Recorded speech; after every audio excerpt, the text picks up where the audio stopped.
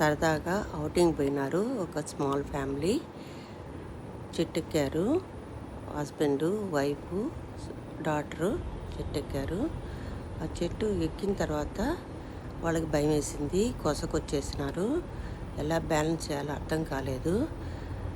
చాలా వరకు ప్రయత్నం చేశారు. దానికి తోడు గాలి కూడా కొసను ఉండటం వల్ల బ్యాలెన్స్ తప్పిపోతుంది.